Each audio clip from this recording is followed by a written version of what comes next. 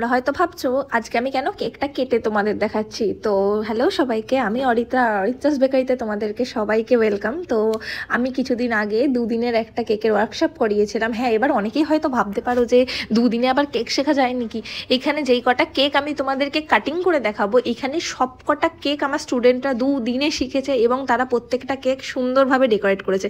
প্রথম দিনই কারোর হাতের কাজ হয়তো খুব ভালো হয়ে যায় না, কিন্তু ওরা ওদের যতটা সম্ভব ততটা দিয়ে চেষ্টা করেছে। আমি জানি না আমি ওদেরকে কতটা হাতে ধরে শেখাতে পেরেছি বা কতটা রকম এফোর্ট দিতে পেরেছে, কিন্তু ওরা আমাকে খুশি করে দিয়েছে লাস্ট দিনে। প্রত্যেকটা কেক নিজেরা এত সুন্দরভাবে ডেকোরেশন করেছে, এত সুন্দরভাবে বানিয়েছে প্রত্যেকটা জিনিস সেইভাবে। তো তোমরা যারা যারা ভাবছো দুদিনে কেক শেখা যায় কি না, অবশ্যই শেখা যায়, চেষ্টা থাকলে সবই হয়। আর ওদের চেষ্টাই ওদেরকে আজকে এগুলো নিয়ে এসছে।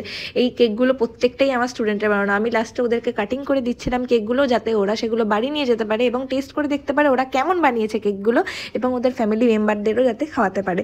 তো তোমরা যারা যারা কেক শিখতে চাইছো আর যারা শ্যামনগরের আশেপাশে আছো, তারা অবশ্যই আমার সাথে কন্ট্যাক্ট করতে পারো। আমি তোমাদেরকে কেকের ক্লাস শিখিয়ে দেখাবো কোথায় কেমন করে কেক বানাতে হয় আর কীভাবে সেটা কাস্টমারকে সেল করবে, সবটা বুদ্ধি দিয়ে।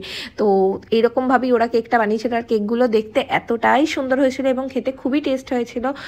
তো ওদেরও কেক শিখে খুব ভালো লেগেছে। আর কেক কাটিং করাটা আমার সবচেয়ে বেশি ভালো লাগে। নিজের জন্মদিনের পর মনে হয় এই দিনগুলোতেই আমি প্রত্যেকটা গোটা গোটা কেক কাটিং করতে পারি আর করে ওদেরকে দিতে পারি। তো তোমরাও জানিও কেমন লাগলো।